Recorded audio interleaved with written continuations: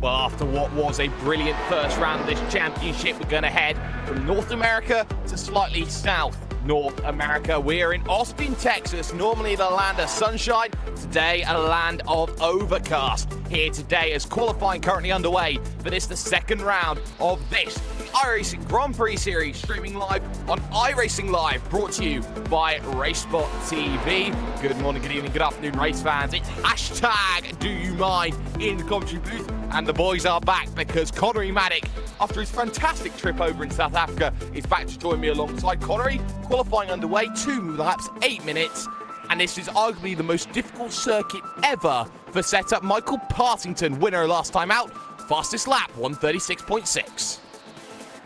Yeah, and the setup is very, very difficult because there's a huge variety of corners around the Circuit of the Americas. Slow speed corners, medium speed corners, and very high aero-dependent corners as well. And it's great to be back, Jake, after my break, and I can't wait to get this race started. Weather, as you said, it's very, very overcast, but the track temperature is still quite warm and the winds are picking up a bit to the east at 15 kilometers an hour. Let's see how this goes. See how this goes. Tommy Osgaard then has gone fastest. Ducky on pole. Simon Schulze then in the 18 machine, 138.6. He's rounding himself around the triple right-hand corner, penultimate corner. Very difficult at 170 kilometers an hour for that driver in the number 18 machine. Rounds the final corner for the Blue Flag Racing outfit. Will make his drive then over to the line. 137.7, good enough for the 5th row of this 20-car grid. A few drivers haven't set a lap time so far here at the moment, Connery. Drivers like Benjamin Lindsay, of course, who is an ex-Black Stripe in terms of having a pro license. He is a driver that maybe you'd expect to be a little further up the field than he is right now as we look at the 10 of Partington. Yes, we do, and he's coming towards the latter end of the lap. This sweeping right-hander is basically a triple apex right-hander coming towards the end of the lap, coming through the penultimate corner right now. Partington did a 136.6. See if he can actually improve his position on this lap as he comes through the final corner. Now get the power down early and DRS to the line. It's not going to be an improvement for Michael Partington.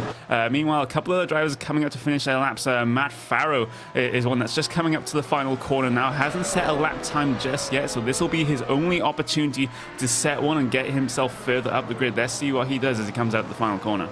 Blue Flag Racing machine, number 6, second last time, and he gets a 136.5 up onto the front row. Matt Farrow does a very good job of things. Benjamin Lindsay will have one more lap after this, but won't have enough time to complete it. Big wiggle coming out of the penultimate corner, final corner, and only a short run to the line for this checkered start-finish line. Different to the start line here, and he does not set a lap time, so Benjamin Lindsay at the back of the field. That is going to surprise quite a few people. Now it's a race against time for the driver of Dennis Branch. He's the last driver who can set a lap time here, Connery, as he now rounds himself through this very difficult left-hand bend.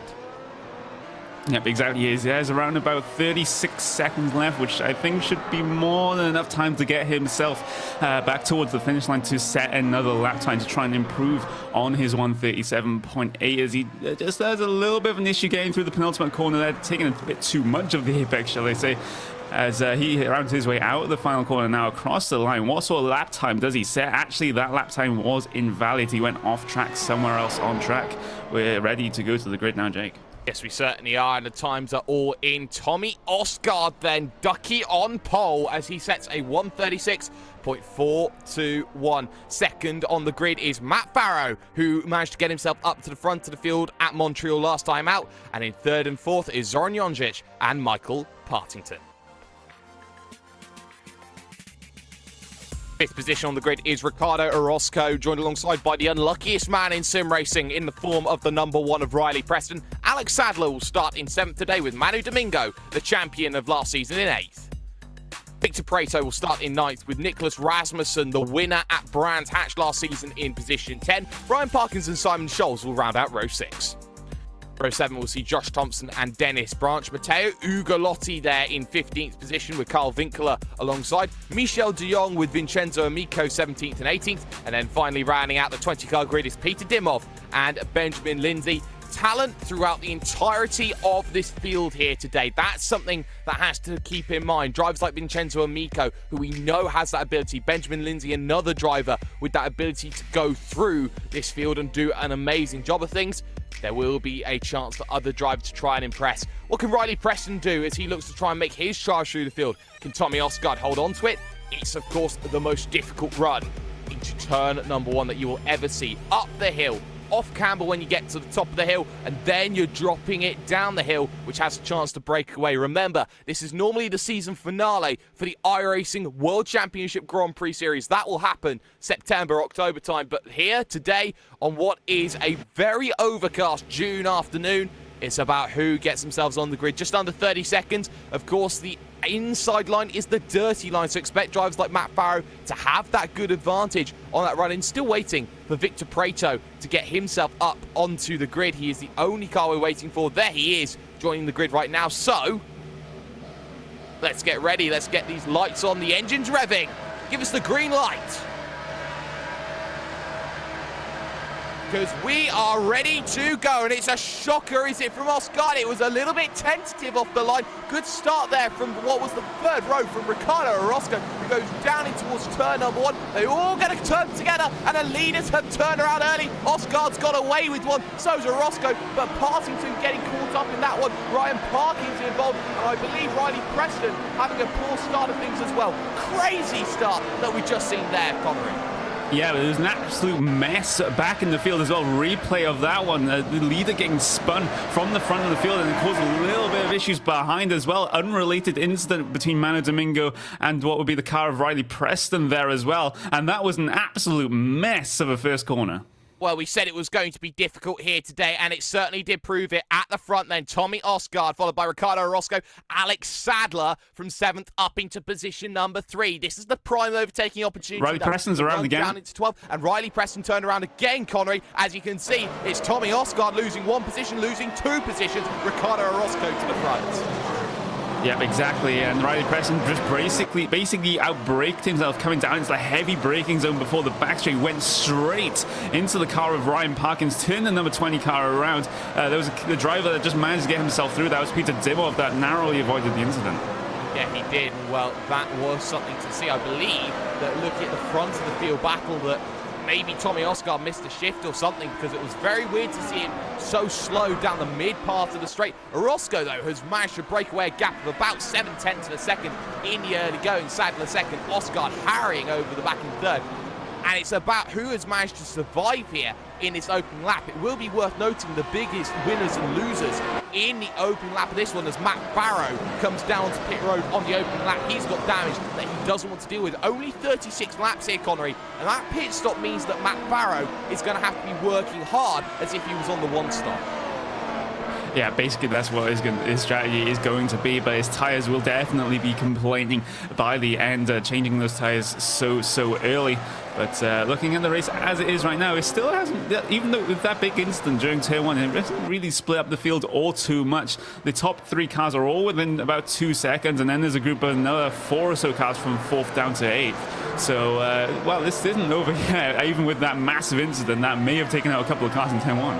Biggest big winners and losers up on your screen right now. Michel de Jong in the 19 has gained 13 positions on the opening lap. That's enough to tell you how much he has gained from this. Under pressure now from Nicholas Rasmussen, who is +5. Got drivers like Benjamin Lindsay +11 for the day. Same for Peter Dimov right now. DRS activates on lap 3 here, Connery. And what we are going to see is a lot of people struggling with DRS because so many people have that bent front wing.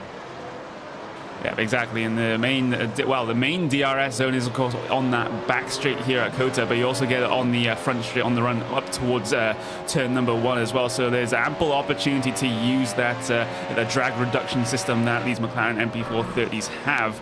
As I'm just having a look at battle between Michel de Jong, the number 19 car, and Nicholas Rasmussen. They are very close going down into the final corner. We're actually on board with the number 7, and Nicholas Rasmussen, as he tries to find some way past Michel de Jong in front.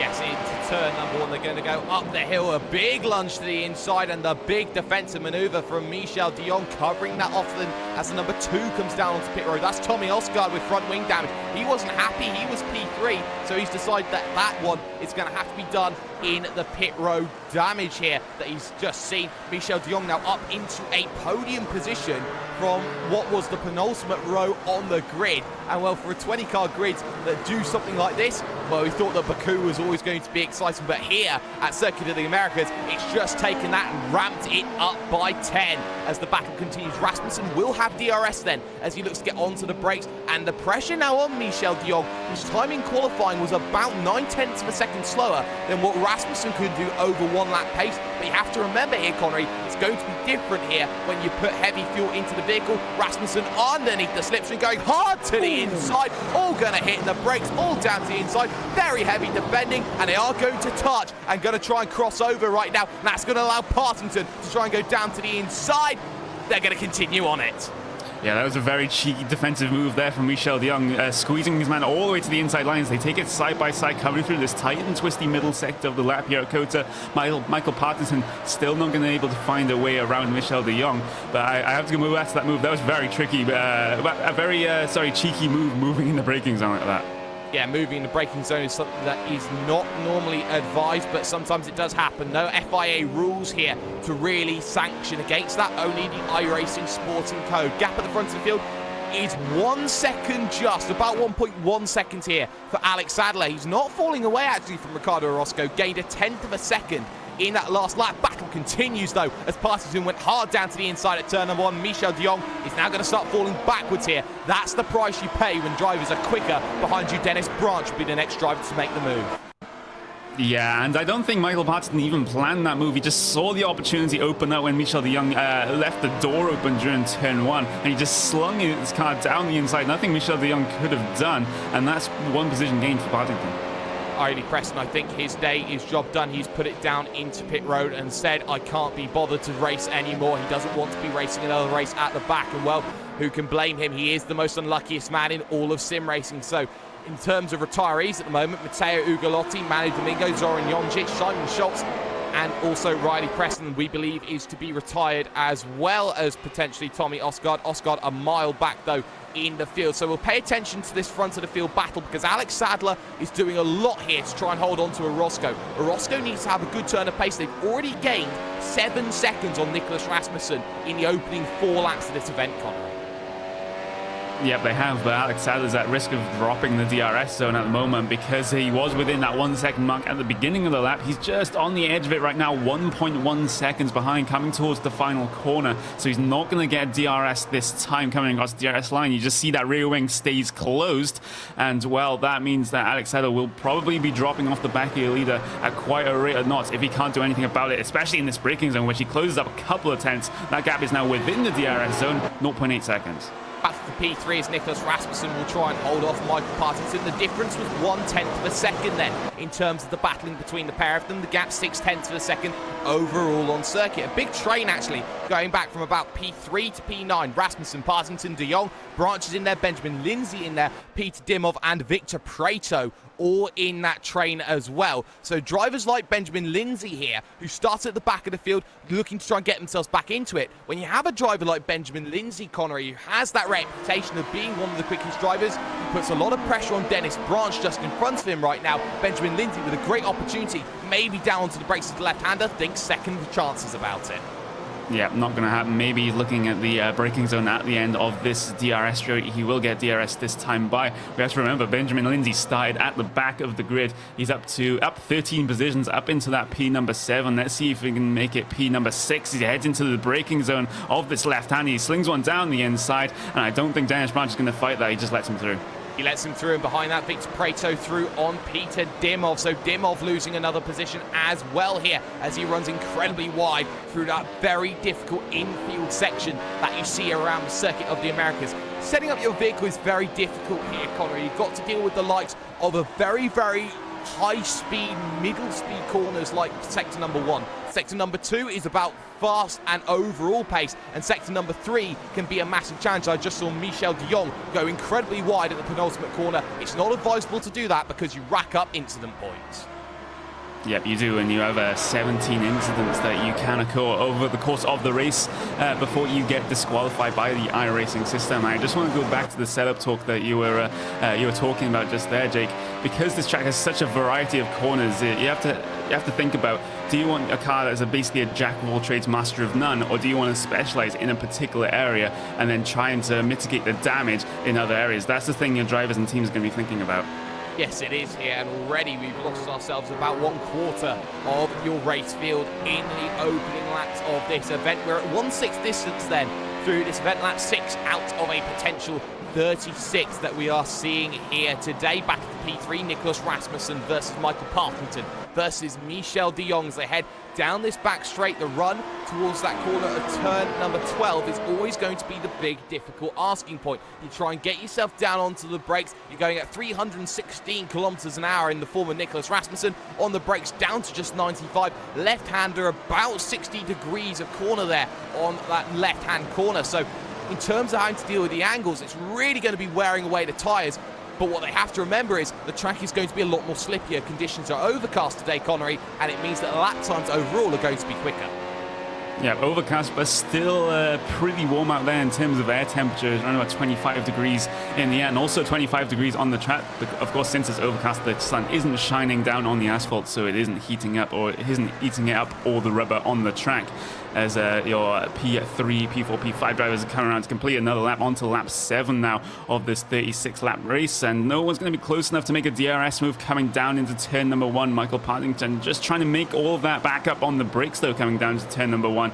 But it looks like he is absolutely brilliant on the brakes. He just, elsewhere on the track, though, he's just dropping behind a little bit too much to be able to threaten Rasmussen.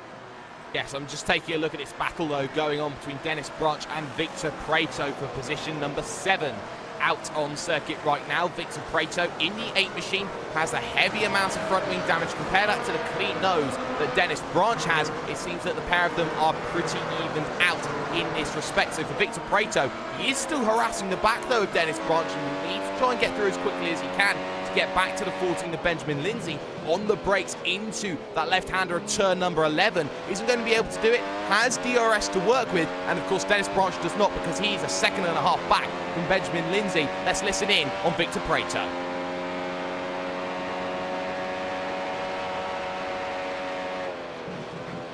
Oh, there was a little bit of lift there, Connery, as he tried to go down in there. He wasn't comfortable enough with making that move, decided to back out of it, maybe save a little bit of fuel, because with that front wing damage, that's going to be affecting his fuel consumption rate. With the fact of the matter is that he will also be affected by the top speed as well. It will also be affecting how much fuel he actually uses per lap.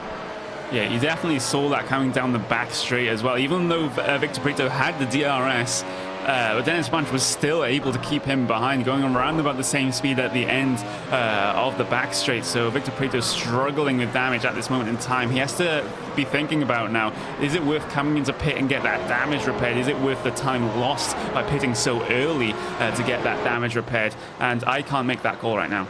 No, I can't make that call. Maybe Matt Farrow is one of the drivers who you have to say is the closest on that call. His last lap was a 1:38.8. We'll see what time he does when he next comes across the start-finish line. He'll round the final corner. This is to work out whether the one-stop may be a viable strategy call here today. Won't be on the tyres, a 1:38.9. So he's about 42 seconds back then of your race leader right now, 43 seconds. Vincenzo Amico will be his next target, who is running at a rate of about 2 to 3 seconds a lap slow. As we look at the battle for P3, Nicholas Rasmussen under a lot of pressure here because Michael Partington is close and is under DRS range. So this might be an availability to make that move. 330 kilometers an hour from Partington and climbing still. Rasmussen's going to save some ERS. He's going to go down to the inside. Partington's going to hold the inside parabola. They get close, and I believe Rasmussen's got away with one there. Very nearly came together, Rasmussen and Partington. Partington, the race winner from round number 1, now into position number 3 here, Connery. Yeah, I think there was a little bit of wheel-to-wheel contact, but since the suspension, at least in one direction, is so strong on these Formula 1 cars, there doesn't seem to be any damage to the suspension or front wings of either of those two cars. So there was still a scary moment. He could easily spin out another car by doing that. So Nicholas Rasmussen does run wide on the penultimate corner there. Ostergaard has headed his way down pit road yet again, and, well, that is definitely not the day at the office that Ostergaard wanted. No, the pole sitter, I believe he's in for his 3rd time here in this event. That's probably going to be day done for the number 2 machine there, and he wouldn't have liked it the way that it happened. I want to keep an eye on Benjamin Lindsay, though, in this battle for position number 3, because he's been closing in that gap by about 3/10, 4/10 of a second a lap on Michel de Jong here in the 19 machine, as he takes a huge chunk of curb out of that very difficult Maggots-Beckett's-esque section of sector number 1. Connery, this is something that you also have to remember. This track is only 5 years old as a concept. It is a very new track compared to some other people, well, some other circuits, shall we say. So in terms of trying to work out where you can gain your time, maybe it's a little bit less, how do I put it? Maybe a little bit less easy to work out compared to other circuits. Yeah, exactly. Another feature of this track, which can be quite tricky to get used to, especially in sim racing if people are racing on, say, a single screen, is that because the track is so wide on entry in some of these corners, it's very, very difficult to see where the apex is. If you look back towards Victor Prieto, he's just managed to get himself past Dennis Branch, in fact, and I think that was coming towards the end of the back straight there. Victor Prieto finally getting the overspeed coming down into the braking zone. Very, very late on the brakes as well, just taking that position. Yeah, and that's a very good move into turn 12 for Victor Prieto. He moves up now into position number 7, and look how much time he is already gaining through the triple right-hander. There is no real chance for him to make that move. Battle going on, though, for the last spots inside the top 10. Carl Winkler versus Josh Thompson versus Vincenzo Amico here. And the three of them are really just trying to run some very consistent lap times. The core sim racing machine having to deal with Josh Thompson behind. Thompson now will be looking to try and go down to the inside towards turn number 1 here. Gets a really nice run with the slipstream onto the brakes into turn number 1. He's not going to be able to make that move happen. Maybe set it up for the prime overtaking opportunity, Connery.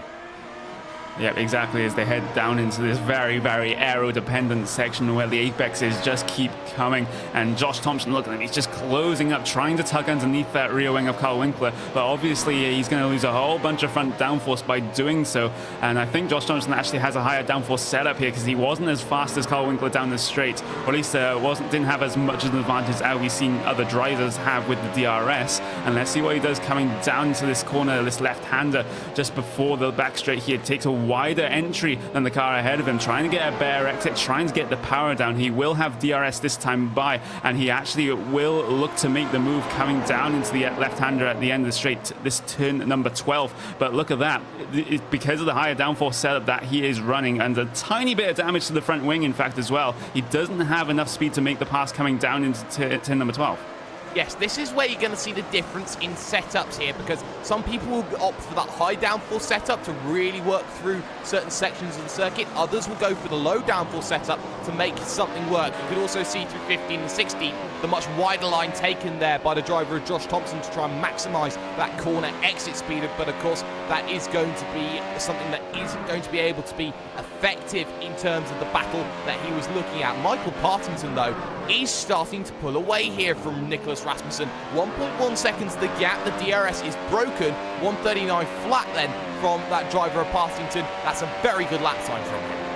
Very, very good lap time indeed, as this battle between the 12 and the 11 is still raging on. Josh Thompson did have the DRS coming down the pit straight that time by, and did not make the move coming down into turn number 1. And you have to feel like Josh Thompson's just getting held up a little bit here because he's not getting past where his car is fastest, and that's in these high-speed corners here with the amount of downforce that he may be running on that car at the moment. And he wants to get past Carl Winkler as fast as possible because Vincenzo Amico behind him is actually catching. Vincenzo Amico got a power slide coming out of the S's section there, so he's not going to be much of a threat anymore, as Josh Thompson still looks to chase down the court sim racing driver ahead of him. And there was a little bit of an issue on the apex of the corner there from Carl Winkler, just got a little bit of a slide on, as Josh Thompson has DRS yet again, but I don't think he's close enough to make the move, and definitely doesn't have the straight line speed to.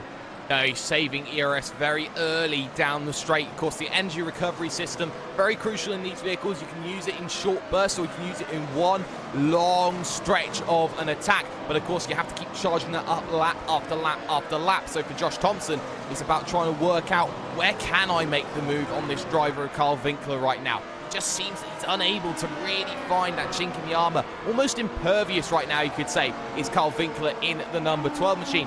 Just by the way that he's trying to get through. Battle just ahead of them, though, is Dennis Branch versus Peter Dimov here. Battle for P8 on circuit. Dimov, of course, with an extensively damaged front wing as well as per lap 1. In fact, he's managed to get that recovered from all what has been going on for Dimov. So for Dimov versus Branch right now, Dimov now looking to try and make that move here. Difference in lap times that last time by, well, just a few hundredths of a second. Dimov didn't make any real gains. No, he didn't, and well, it's still a gain of half a tenth of a second, but you need quite a few half a tenths of a second to make any meaningful gains on the opponent ahead of you.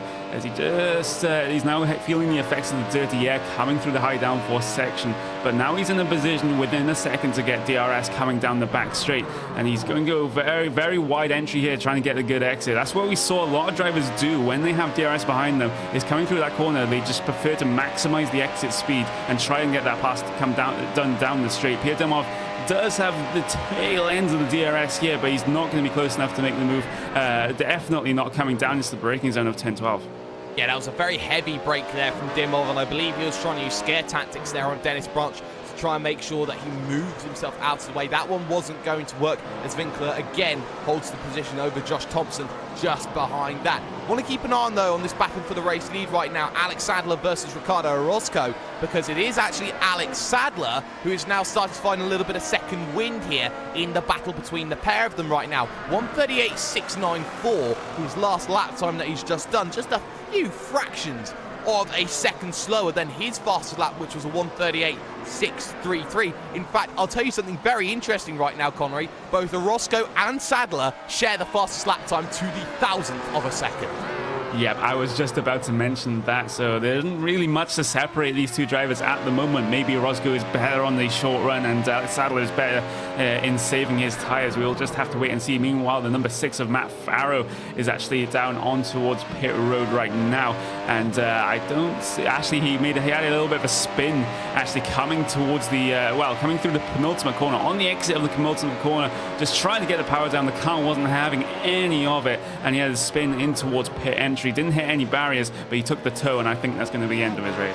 Yeah, and that's a shame for Matt Farrow. Of course, did make that pit stop, was on the alternative one stop, and in the end, that's going to prove no dividends for him today, and that's going to mean that it's going to be probably the 7th driver today that we are going to be seeing down on pit road, and it is a shame to see so many drivers taken out of this race so early who could have maybe proved themselves a little bit more in this second round of the championship. Remember, drop weeks are available, though, for these drivers, so it's not the end of the world if they run into issues here today, Connery, because with 4 drop weeks, I believe it is, that they have available to them here in this series, they do have that ability just to say, oh well, it's just one race, I'll try again another day.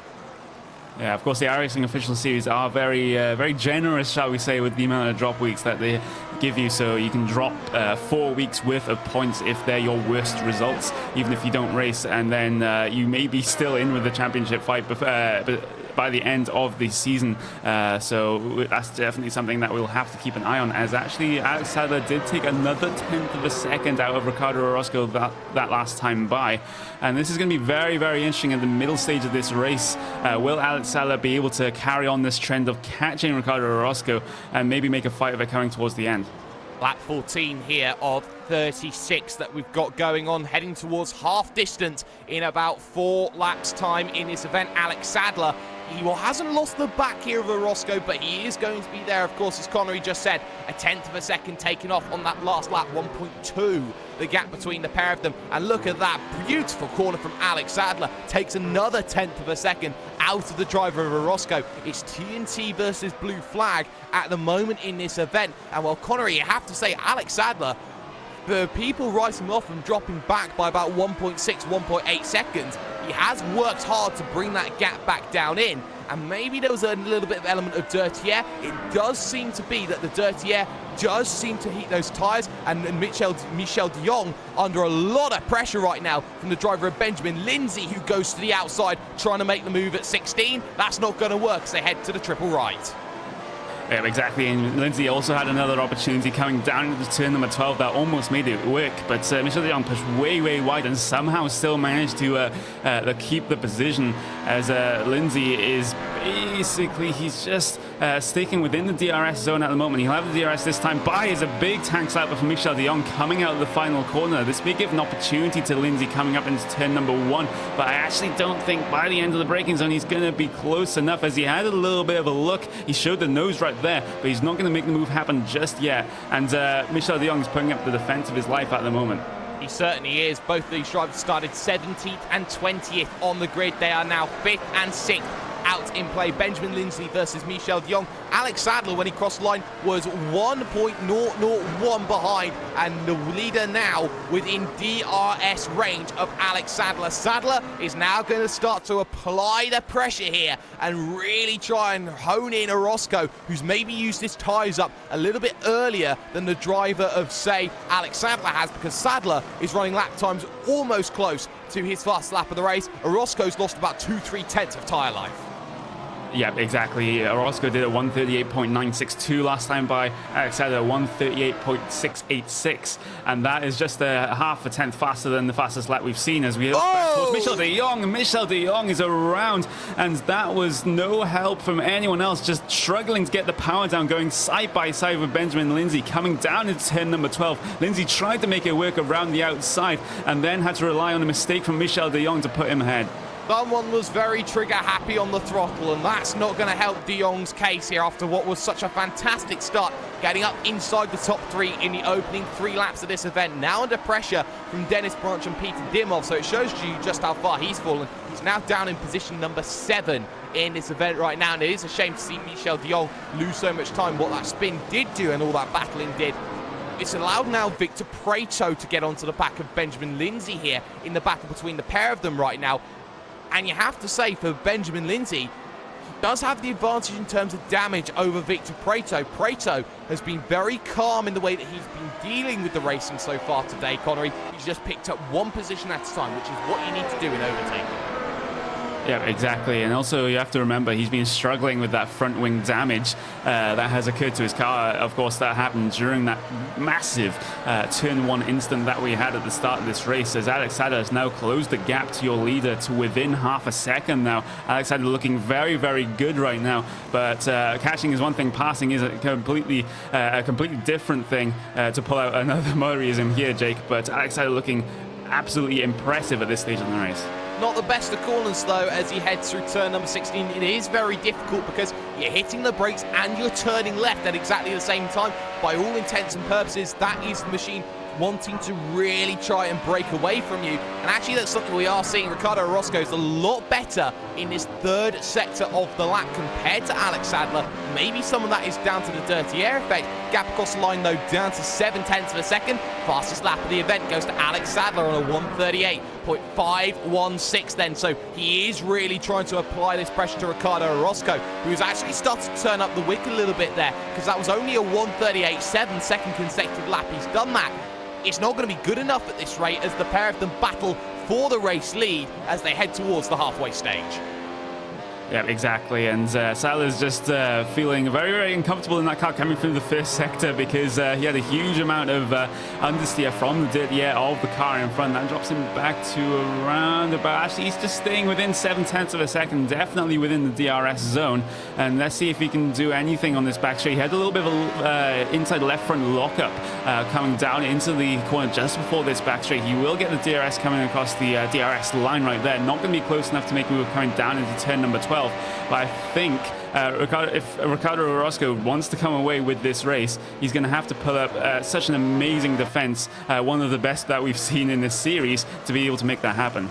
Yes, one of the best, maybe a Rasmussen defense, shall we say, compared to Davide Corps at Brands Hatch. That sort of defense might happen. Benjamin Lindsay under pressure from Victor Prieto then, who's going to try and look maybe down to the inside at turn number 12. He's not close enough down on the brakes to make anything happen on the TNT driver. Josh Thompson in the 11, though, already managed to make his way past Dimov, who made a mistake. He had a little bit of an attempt there on Branch. Branch will run wide, though, on the brakes. He'll now have to try and get back up onto the circuit. The room was given there by Josh Thompson.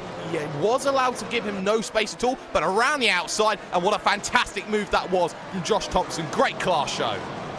Yeah, that really was just around the outside, coming through the slower speed section, and you just see he managed to get the traction down way earlier than Dennis Branch had managed to, and now he's already pulled out a couple of tenths of a second as a result of making that move that we've just seen. And he's also now catching Michel de Jong. He actually caught him by about a second last time by, so Josh Thompson's definitely a driver that's on the move at the moment. Yes, he is, and well, Josh Thompson 140.3 meets, well, a 140.3 as well from Michel de Jong. So they did similar lap times that last time by, and that was even with Josh Thompson having to deal with that battle. The gap difference is about 1.4 seconds here between the pair of them right now. So the P5, P6 battle, we will switch to Benjamin Lindsay, just still trying to hold that defense compared to Victor Pareto here, the driver who started last on the grid, who's gained plus 15 for the day. Need I remind you in this situation, as all over the back tries Victor Pareto, takes the wide line, tries to get the power down earlier, gets a brilliant run actually coming out of the corner. He'll get a position done before he even hits the DRS marker, then we'll get DRS, then we'll get ERS, and then we'll break away from Benjamin Lindsay. That is absolutely textbook from Victor Pareto. Yeah, that was an absolutely fantastic exit coming out of turn number 11. Got the move done, as you said before, even the DRS came into effect. He didn't even need the DRS, and the DRS is just a benefit of him pulling away from Benjamin Lindsay at this point in time. And I just have to say, Victor Pareto is doing an amazing job at the moment with the amount of front wing damage that he has. This is an amazing drive with that damage. It certainly is from Victor Pareto, and he's really showing some great class in that number 8 Champs iRacing machine that we are seeing right now at him as he heads through the final corner out on circuit. Alex Sadler's lost himself a bit of time over that last lap. When he crossed the line, he was actually outside DRS range. The question is, can he get that DRS range by the time he gets himself to turn number 11? That's going to be the big question that everyone's looking at here, Connery. From the looks of things on the back of Sadler, rounds himself through that corner, needs to be within that 1 second window. Wait to see if the DRS is opened here as he crosses the marker. Now it is, so he is back within 1 second. Yep, he is. He made up that time in the first sector to try and get back into the DRS zone, but it just looks like that Alex Sadler, even though he's being super aggressive, he's staying on the back of Ricardo Orozco at the moment. He just can't make the move done, can't get close enough to make the move done, and Orozco's getting the much better exits, especially out of turn number 11, just getting the power down and preventing that move from happening on the using the DRS coming down to turn number 12. And also, Alex Sadler had a little bit of an issue coming through the slow middle sector there, just getting the car was just all twitchy, and he's dropped that back to around about 9/10 of a second back from your race leader at this moment in time. And will we see another good exit here from Orozco coming out of the final corner to try and put himself outside of the DRS range? But no, Alex Sadler is still going to be there with DRS. No, he's not actually. DRS not open for Alex Sadler. DRS is not in effect for the number 13. No, and that's the difference, being that final corner certainly does come into play there for Alexander, because he has that DRS marker line actually before the final corner, so he made some time up there to try and get himself into DRS. The gap was 9/10 of a second, 9.5 of a second actually, when they last crossed the line. That's something just to keep an eye out on in the battles. Josh Thompson versus Michel de Jong here. De Jong starting to struggle with those rear tyres here, Connery. He has been lighting them up. Another half a second from Josh Thompson. The battle for P7 is well and truly on. Yeah, it really is, and a wider entry from Josh Thompson there, just trying to search for any gap that he can find in Michel de Jong's armor. And this first sector here isn't really a place that he can overtake, so he's just going to sit behind here, just trying to make up some time, as Michel de Jong is struggling a little bit with these highly aero-dependent corners, as Josh Thompson just try to make up the gap here as he gets a good amount of time there coming through the end of the S's section. This puts him in a good opportunity to make a DRS pass coming down the back straight. It does here as he looks to hit the brakes at 11, goes the very far outside, trying to run that line with a lot of curb there from the driver of Michel de Jong, who will now be under a lot of pressure, has to go full ERS if he wants to defend, compared to Josh Thompson. Thompson, though, far too close, hard to the inside, goes almost off the circuit, trying to make that move. Josh Thompson, it was late, and very late on the brakes was the driver of Michel de Jong. Both of them are going to run out wide then onto the asphalt. Thank you, Herman Tilke, for that design, and he goes back into position number 7. Now will Josh Thompson, he is now +6 for the day. Michel de Jong drops back to only +9. Yeah, and I think that both drivers are thankful for the track design here, because the huge runoff there, if that was one of the classic tracks, there would have been a gravel trap there that both drivers may have been caught in. But that is Josh Thompson up to P number 7, up 6 for the... Oh, de Jong's crashed. He's out. Michel de Jong once again has run into issues in the 19. We'll get a replay on screen of what has happened for him. Rounds himself through the triple right, heads to the left-hand corner, and well, he goes for it, gets himself turned around, big spin into the wall, and that would have been 17 instant points by my reckoning there, Connery. He has been flirting with running wide at multiple occasions during this event.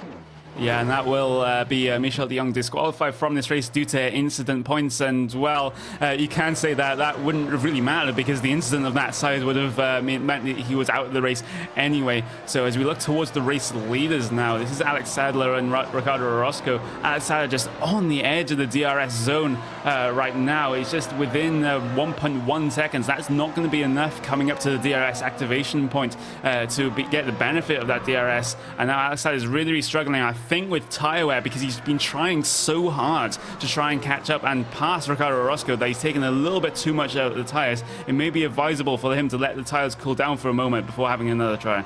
Maybe that's where the inexperience comes into play. He loses 3/10 over that lap compared to Ricardo Orozco. 138.7 meets a 139 flat. 15 laps to go here at Circuit of the Americas in Austin, Texas. And well, if there is any stone cold leader right now, Orozco has been leading since lap number 1 of this event when he made that move on Tommy Osgaard down into turn number 12. That's where he's managed to get that advantage so far in this event.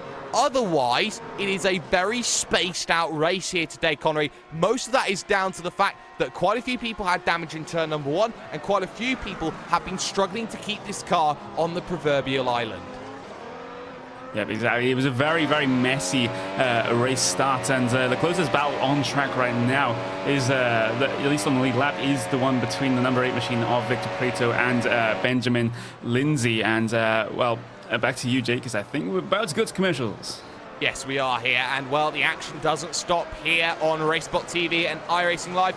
We'll be back in a couple of moments because we're going to take you Racebot TV side by side.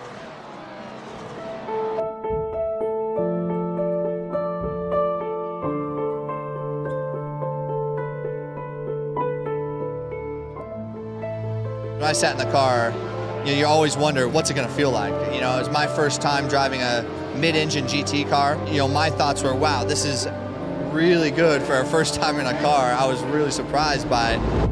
You're sitting low, you got the A-pillars at steep angles, the windshields at steep angles, you can see the fender flares. I think we have a chance to win. Everything's got to go right, but I think we have a car that can win the race or be on the podium. But can you imagine how cool that would be to go back 50 years later to the year and do it?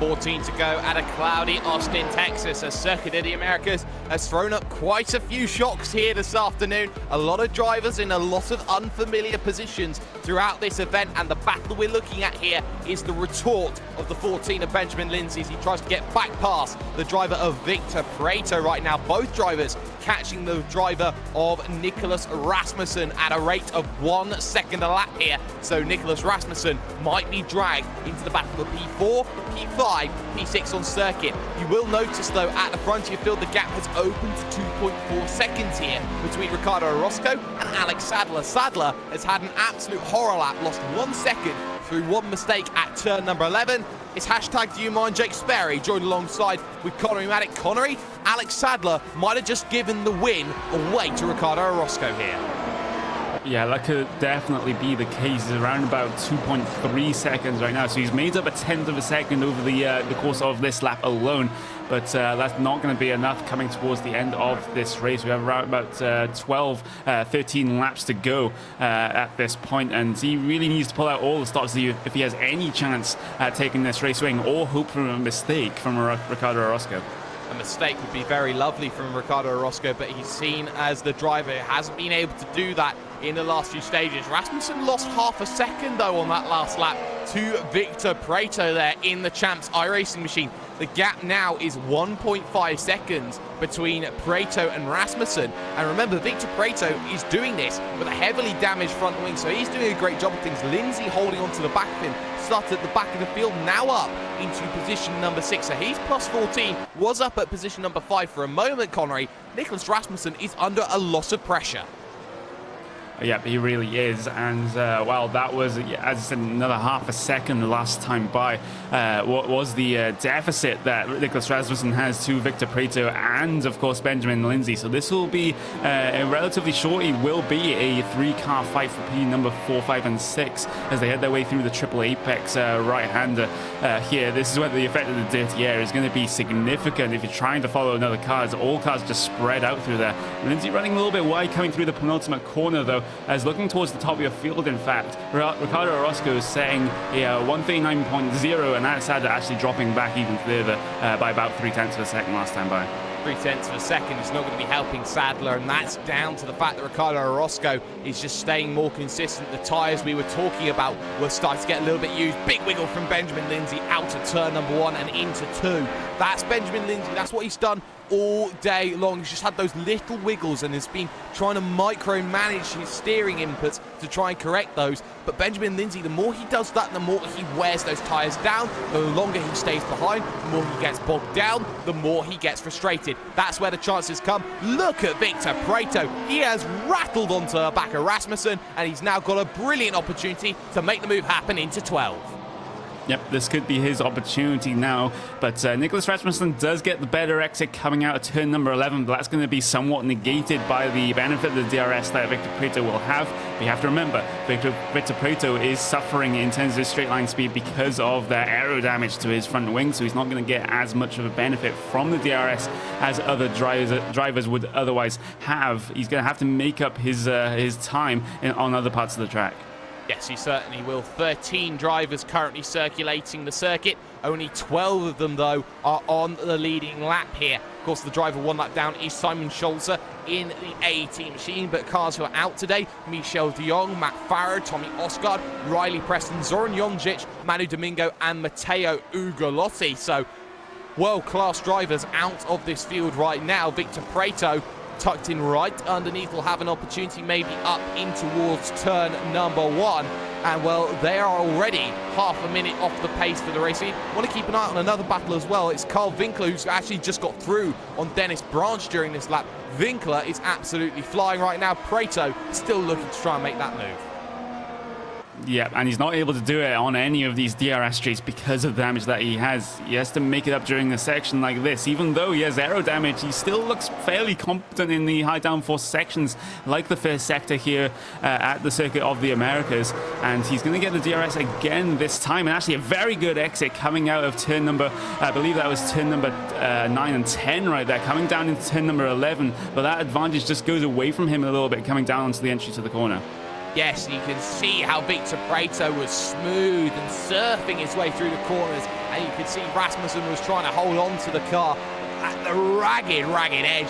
You saw, of course, there is runoff to deal with, but of course the slowdown penalty factor comes into play if you run a little bit wide. They all bunch up then, this train of 3 battling for position number 4. 10 seconds down the road of them, though, is Michael Partington. Very quiet race from him today. Got himself up to position number 3, Connery, but hasn't really done anything else since. Hasn't had the opportunity as Prieto runs a little bit wide there and a little bit deep compared to Rasmussen. Yeah, he does, and he's just going to follow coming through the triple AKS right-hander. But I just want to go back to Michael Partington. Yeah, he hasn't really been doing all that much as Prieto just closes up under the brakes on the penultimate corner. But Partington hasn't really been doing all that much. He's about 20 seconds behind Alex Sadler and 10 seconds ahead of Rasmussen, and of course this battle that Rasmussen has been having with Victor Prieto. And let's see if Victor Prieto, he's at such a speed deficit coming towards the braking zone, as actually he gets the braking a little bit wrong coming down through there, just running a little bit wide, and now puts him under threat from Benjamin Lindsay potentially, as actually Lindsay's going to drop back a country mile right here. I'm not sure what's up with that. That was a fantastic run coming out of turn number 1, just by how deep the driver of Victor Prieto went. But Benjamin Lindsay, that was a faux pas. He didn't want to go down to the inside there because he wants to take the natural racing line. Big wiggle again from Lindsay through turn number 9. That's going to compromise his run up towards turn 11. But look how much Prieto has in terms of overspeed. He knows he can get back. He's about 0.8 of a second a lap quicker, and there's a mistake though from Nicholas Rasmussen. That's going to allow Prieto right up onto the rear, tucked underneath DRS in activation, but he is saving ERS down the straight. That's something you need to keep an eye out on. He was not using the full capabilities because that light was going. Defensive line from Rasmussen again. That's going to give Prieto a better run in towards turn number 13 and 14. He's now going to try and set him up and set him up and set him up a little bit more. But the more he tries to set him up, the more time he'll lose. Big one to the outside, but again, isn't going to happen. Yeah, you're just seeing the desperation right now for Victor Prieto, because he has Benjamin Lindsay all over the back of him, especially coming through that slow speed middle sector. So he has to get this done past, get this pass done, shall we say, very, very soon. Otherwise, he'll just end up losing the position potentially to Benjamin Lindsay, as Lindsay was very, very close coming down into the final corner. Now they're coming on to about 9 laps to go at this point in time. Victor Prieto again is not going to be close enough to make a move coming down to turn number 1. Will Lindsay be close enough to make a move? And no, they just all concertina up coming up to that very slow turn 1. Yes, they all do. Gap at the front is open to almost 4 seconds now between Orozco and Sadler. I'd say that is race done from Orozco, barring any form of mistakes. But still, Victor Prieto trying to harass the back of Rasmussen. And we know how good Rasmussen is at defending a position, Connery. Go back to Brands Hatch last season. We know that he could hold off Davide Corps for the win for the majority of a race. But this is a different circuit with different characteristics here, and with DRS in play as well. Look to the inside, was only a warning shot from Prieto. He wasn't going to be very happy making that move. He'll get a good run coming out of turn number 11. It's a very decent run, and he's going to get DRS as a result, but I still think he's going to be close enough because, again, he's suffering way, way, way too much in the straight line to be able to make a move done coming down to turn number 12. And elsewhere on the track, Rasmussen's just putting his car in all the right places as Prieto tries it around the outside, coming through the start of the slow speed section here, still not able to make it work. The car positioning for Rasmussen has been absolutely excellent as Prieto tries again around the outside, not able to make it work though. No, he isn't, and Prieto is just trying everything to try and bring himself back into the fight. Josh Thompson is 8 seconds back of this group and is closing at a rate of about 1 second a lap here on this train. So at the end of the race, we could have Josh Thompson on the back of this 3-car train. That's something to keep an eye out on in the remaining laps of this event. Prieto tucked in right underneath Rasmussen once again on the run towards turn number 1. We'll see how late he goes on the brakes. If he goes to the inside, no, he won't. Lindsay will take this opportunity to close back up, but a little wiggle again from Prieto. Not comfortable with the balance of the vehicle, in my opinion, Connery. Yep, and obviously the balance won't be as it was at the start of the race because of that front wing damage, and Lindsay is taking a little bit too much speed through these apexes here. That's the car at the back of this trio right here. He was just struggling with the high-speed section because of the dirty air of the 2 cars in front of him, as Victor Prieto gets a decent run coming out of turn number 9, turn number 10. But again, it's going to be the same situation as last lap, or is it? If Victor Prieto slinging one down the inside, he's had enough, and if he gets a good exit here, he could make that pass complete. You have to remember that Nicholas Rasmussen has the superior straight line speed, and actually Victor Prieto will have DRS to help him, but here comes Rasmussen, the driver's left-hand side of the track, trying to make a reply, coming down into turn number 12. Will he get the move done? They're side by side in the braking zone, and Rasmussen will have, well, he almost gets that repass there, but Prieto is managing to keep him behind, and actually Benjamin Lindsay is also behind. Huge tank slap from Nicholas Rasmussen. Now Lindsay has an opportunity on Rasmussen. Oh, this is brilliant fighting between them. Rasmussen had 6k difference down the straight, even though Pareto had DRS. That's how much damage is on the front of Victor Pareto's vehicle, and that's how well that he fought in resilience against it. Rasmussen loses 1 position now, goes down to position number 5. Now it's Benjamin Lindsay's turn to make it plus 15 in this event right now. Rasmussen tucked into defense mode, has already lost himself about 1.1 seconds over that last lap. That's just how much. In half a lap, actually, he's managed to lose trying to defend, and that tank slapper as well to boot. So now it's going to be Benjamin Lindsay's turn to try and make this move. Behind that, Josh Thompson managed to close down the gap by 2 seconds on Rasmussen in that last lap. The gap between the pair of them is 6 seconds, Connery. So with 6 laps to go, I reckon he could catch. Yeah, he could definitely make this one happen if Lindsay and Rasmussen keep fighting at the viciousness they are. Very good run coming out of turn number 8 and 9 for Benjamin Lindsay. Maybe an opportunity coming down into turn number 11. He will have DRS coming down the back straight to maybe try and make something work, as he does not get a good exit coming out of turn number 11. That exit goes to Nicholas Rasmussen, trying to mitigate the damage that the DRS will do to his straight line speed, as Lindsay will be catching, not close enough to make a move down into turn number 12, as actually Victor Pareto is trying to pull away, but you can only pull away so much when he has so little straight line speed. Yes, and that is a big problem here for Benjamin Lindsay, because he knows that he needs to try and get himself through. Victor Pareto, though, he will be very, very careful about trying to break that 1 second window, because he is better in those slower corners, in the areas where he doesn't have to use that straight line speed. But of course, we all know that the driver of Benjamin Lindsay needs a good opportunity, and butchers actually that triple right-hander as he heads into left all over the curbs there as well. And he actually loses quite a bit of time through that section, Connery. So for Benjamin Lindsay, he is dropping back a bit. But let's talk about Ricardo Orozco at the front of the field for a second. He's got himself 5 laps to go when he next crosses the line, and he has himself a gap of 5.2 seconds. Alex Sadler has effectively given up an opportunity to win this one. Yeah, I definitely think that that is the case. So Sadler's just going to settle for the second place to try and bring the car home at this point, because he is around about 22, 23 seconds ahead of the third place driver in Michael Partington. So he doesn't really have any pressure at all and can just bring this home for a very respectable second place. But drivers that can't rest at the moment are these drivers of Nicholas Rasmussen and Benjamin Lindsay. Are still relatively close on track together, not as close as we have seen. Lindsay's still going to be within that DRS zone, though, coming down out of turn number 11.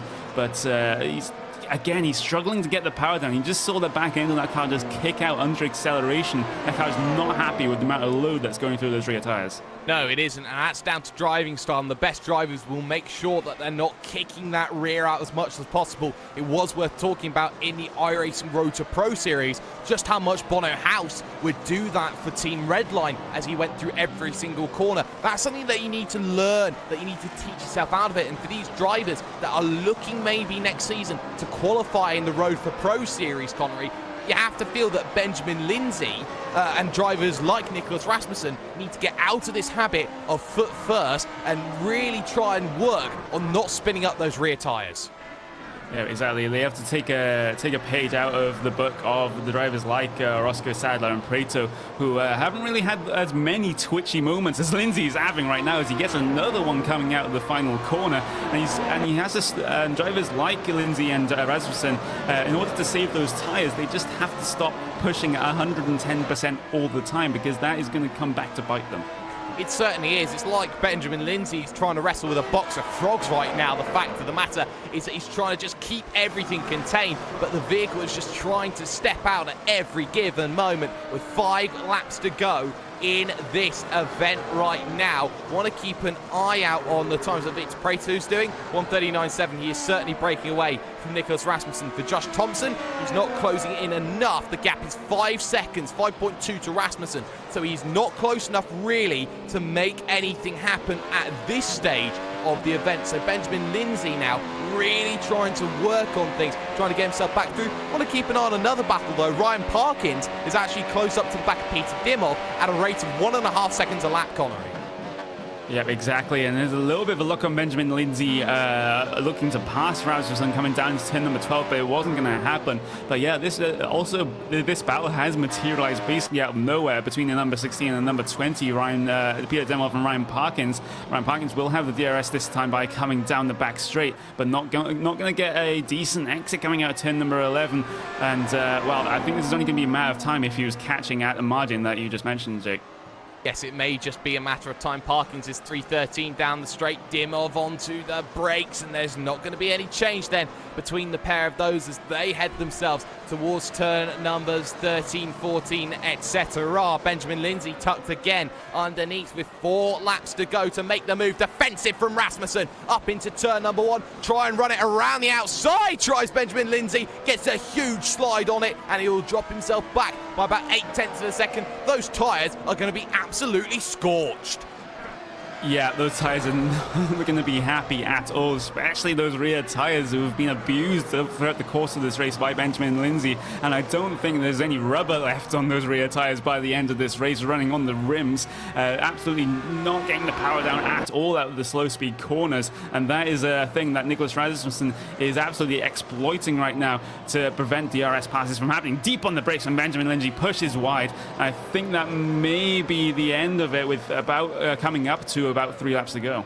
Well, that will have to be something that we'll have to see for Benjamin Lindsay. He, I believe, does get DRS as he heads down the back straight, looking for turn number 12. Again, deep on the brakes. Rasmussen is on full defensive mode right now because he is not pulling away at the rate that he would really want. Parkins versus Dimov, though, is this battle that we're looking on for the final spot inside the top 10. Parkins is deep onto the brakes down to the inside. They're both going to say after you, gentlemen, after you. And now they're going to be side by side on the run down to turn number 12. DRS will happen for the driver of Ryan Parkins. As you can see, already saving ERS is the driver of Peter Dimov. Dimov's going to let that position go. Ryan Parkins made that one look very, very comfortable. Yep, exactly. But meanwhile, Benjamin Lindsay is brought himself somehow back into a position where he can challenge Nicholas Rasmussen, and he actually has DRS coming down the pit straight. Not going to be close enough like he was last lap coming down into turn number 1, but very deep on the brakes again from both drivers. Rasmussen doing it in the defensive sense, and Lindsay doing it in the offensive sense as he gets a huge twitch again coming out of turn number 1, and I have to wonder how many twitches it takes before he spins off into a barrier. If Benjamin Lindsay twitches and there's no cameras on him to watch him, does he spin the car around? The answer at the moment is going to be no. Heads himself then through turns number 7. Now turn number 8. This big long corner up the hill. 9. Left-hander trying to get the power down as quickly as possible. Gets a good run here. Gets a huge twitch through 10. And well, that could have very easily ended Benjamin Lindsay's race. And he somehow survives it. Has DRS. Has an opportunity.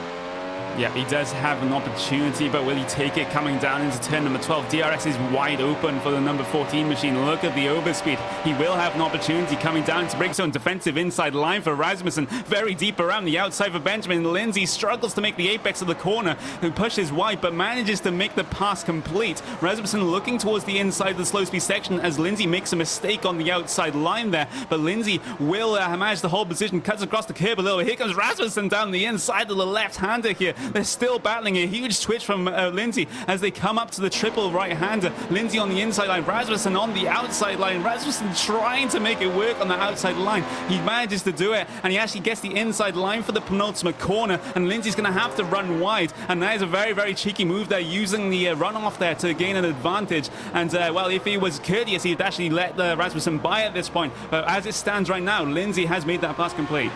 Dogfight! Absolute dogfight between the pair of them, and maybe a little bit of dirty tactics, you could argue, from the driver of Benjamin Lindsay, but nevertheless he is through, and there is no FIA to say hand the position back there in that sense. So Rasmussen will be fuming. He has lost that position, and now he's got to be even more careful because Josh Thompson behind him gained 1.6 seconds on that lap, now back only 2.6 with 2 laps to go in this event. What a beautiful fight it was between the pair of them, Connery. Ricardo Orozco with 1 lap to go when he next crosses the line. Yeah, but it's going to be one lap to make something happen for this battle between Lindsay and Rasmussen, as Lindsay gets a huge twitch coming out of turn number 11. This is going to compromise his straight line speed coming all the way down the back straight. Luckily for Lindsay, Rasmussen is not going to have any benefit of the DRS, as actually Orozco is on his final lap right now. White flag is out on track. 1.5 laps to go for this battle as Lindsay makes another mistake coming down into 12. The tyres are struggling here for the driver of Benjamin Lindsay, and he knows the tyres are struggling. Rasmussen has an opportunity to come back, and round 2 of the dogfight could continue here. Round 16, the pair of them have got to go. Benjamin Lindsay's got to be very careful about how he uses that vehicle now, because the incident points are surely racking up for the 14 machine. So we'll keep an eye on this one as he looks to continue on his dogfight, on his way into this brilliant battle. It's Club Scandinavia versus that driver of what is going to be Benjamin Lindsay in the Mid-South Club, as they look to go and scrap it out in this event. The run to turn number 1 between the pair of them right now, Benjamin Lindsay holds an advantage of 0.8 of a second. For my money, that could be enough to hold off the driver Nicholas Rasmussen, but don't count your blessings, not just yet. For Ricardo Orozco though, as he rounds himself turn 14, now turn 15, and now turn 16 as well. Ricardo Orozco has been faultless all day long, took advantage of the incident on turn number 1, and he just didn't look back. Started in position number 5. By the end of the opening lap, he was in position number 1. Penultimate corner then, difficult left-hander, 168 kilometers an hour, and just one final corner, because it's Ricardo Orozco who will take the drive to the line and win at Circuit of the Americas. A brilliant result. Alex Sadler will come home in second position. It is expected Partington will come home in third. Lindsay has a gap, has a big enough of a gap at the moment to hold off Nicholas Rasmussen. Josh Thompson could not do enough to close down the gap of 8 seconds in 8 laps. No, he couldn't, but I wouldn't say this is over between Lindsay and Rasmussen, because one more twitch or another couple of twitches from the number 14 machine could bring Rasmussen back in this, but right now he's doing all that he needs to do to keep Rasmussen behind. Coming into the triple right-handers now, and it's going to be, well, just going to have to be not one more twitch for Lindsay, so he actually has to, so he can actually take that P number 5, a little bit of a twitch coming out of the penultimate corner, and he has one more corner to go to secure that P number 5 under, I would say, controversial circumstances with the move he made around on the runoff coming into the penultimate and final corners. But that is going to be Benjamin Lindsay, P number 5. Rasmussen has to settle the 6th. Yes, he does, and what a fantastic battle that was in the final stages of this event. And with the last of the drivers now making their runs to the line, the likes of Dennis Branch, the likes of Ryan Parkins, Peter Dimov, and Vincenzo Amico as well. Let's bring up then the classified results from Circuit of the Americas, because this was an absolute beauty of a race to watch from start to finish, because it's the number 4 machine that will take the victory overall for TNT Racing. And that driver belongs to Ricardo Orozco in a time of 59 minutes and 25 seconds. He takes the victory by 5.9 over the driver of Alex Sadler in second position. Michael Partington, a quiet day, but a very effective one, as he goes from 4th to 3rd, plus 1s overall.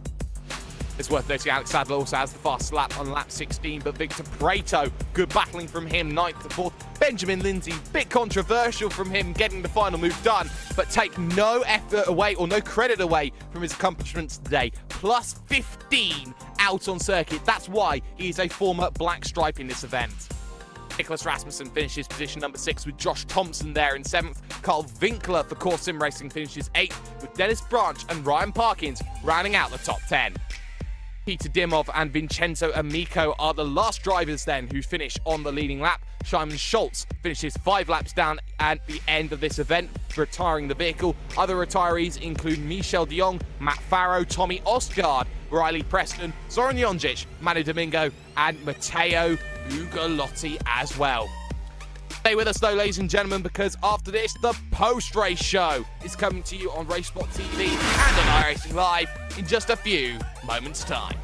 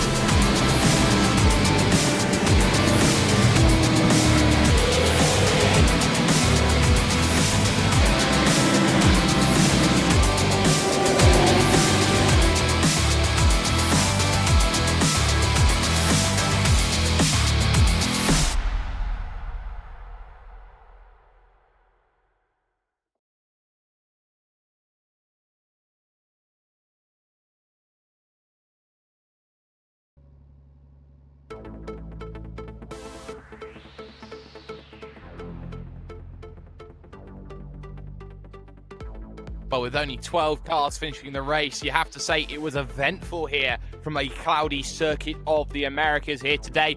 But there were a few surprises in store as Ricardo Orozco would take the victory overall, with Alex Sadler in second setting the fastest lap. Michael Partington, the winner at Montreal, only managing position number 3 today and over half a minute off the pace at the end of the race. This is the post-race show here on RaceSpot TV. Joined with me at hashtag Do You Mind Jake Sperry is, of course, Mr. Connery Maddock. Connery, we've seen some brilliant battles up and down the field with some great racing throughout, and we've seen a little bit of controversy. Let's get some words out. A little bit of controversy along the way. Yeah, exactly. Victor Prieto, Benjamin Lindsay, and Nicholas Rasmussen gave us a great show, especially in the latter half of that race. Prieto managing to negotiate Nicholas Rasmussen, shall we say, and getting himself ahead with a fantastic drive from 9th to 4th, even with a severely damaged front wing, and a good drive despite the little bit of controversy that they have from Benjamin Lindsay from back of the grids up to 5th place position. But of course, that controversy coming towards the penultimate, last couple of laps there, coming into the penultimate corner when he went around the outside when he perhaps shouldn't. Yeah, maybe so, but what we do have to say also, there was a lot of misdemeanors with the start of this event. We're going to take a look on board with Benjamin Lindsay, that driver who did gain 15 positions. He started last on the grid, and he saw absolutely everything of that move into turn number 1. 2 separate incidents happened. Of course, the first one happened with the likes of Tommy Osgaard, the likes of, say, Matt Farrow as well, and Zoran Jonjic. And then the second incident that happened between Riley Preston and Manu Domingo. Quite a few drivers been caught up in that first lap incident. Yep, and I'll save you the list of all of drivers that got involved, because it's pretty much the whole of the field that got in some way involved in that first corner incident. Benjamin Lindsay is one of the few that actually didn't have any contact coming into that first corner, because he was at the back of the grid and is able to slow up sufficiently enough, almost to a stop there, as he negotiated the first lap wreck. And he also had the Riley Preston wreck to avoid as well. So we actually on board with Michel de Jong. I'm getting my de Jong mixed up, and his negotiation through that first lap incident. Yeah, and he was absolutely sensational doing so, because he got himself up inside the top 4 by the end of the opening lap, and most of that came down to that big incident. De Jong just managing to skip through merrily. You roll the dice when you get involved into a first lap incident, and you try and hope you roll a 6, and well, a driver like Michel de Jong certainly has here today, Connery. But in the end, he gets a non-finish, and there's quite a few drivers who will be very upset after that result. Good news for them is that they've got 4 drop weeks to work with. Yeah, exactly. The drivers of the likes of Riley Preston, Tommy Ostegard, and Zonjic as well, they would be very sore after that incident, shall we say, and the missed opportunity that they had here at this race. And well, they have to be looking into the next few weeks to try and gain a couple of points back. Of course, you do mention that they have those drop weeks to factor in, and of course, the likes of a couple of drivers here actually have the iRacing World Championship Grand Prix Series to focus on as well. So this is kind of a secondary goal for them. Yeah, it certainly can be. So that would be something very interesting. Of course, next week they'll be heading over to Imola for round 3 of the championship. That is going to be a beautiful race. Imola, of course, for those of you who don't know, is my favorite circuit probably ever. So in terms of Imola, I'm certainly going to be looking forward to that in 1 week's time. But that's not all that we're going to be having here on RaceSpot TV this afternoon, because it will be a triple header of action here today. Will and Randy will be joining you for the Classic IndyCar Series, which will be starting off in just about 2 hours time, or 2 or 3 hours time from right about now. And of course, just after that, of course that will be at Iowa, I should say, but after that, V8 Super Truck Series, join Francisco and myself at Spa-Francorchamps to see how the trucks can do on the road side of action. Of course, special thanks go to the likes of Blue Flag Racing for helping with the broadcasting that we've got here today. Of course, a huge thank you, of course, goes to all the drivers and to all the teams, and of course for all of you who have been watching at home. A huge thank you has to go to Istvan Balog's Camera Packs for Gourmet. Make sure you check out all his work, and of course our official graphics partner and Wern Design, and of course Appgeneer and ATVO also. But from everyone here at RaceSpot TV, that has been Mr. Paul Smith, that's been Mr. Connery Maddock, and I've been hashtag Do You Mind Jake Sperry. everything happens for a reason, and the big crazy race out of the way, some people will be fuming, others will have their day in the clouds. Have a good afternoon.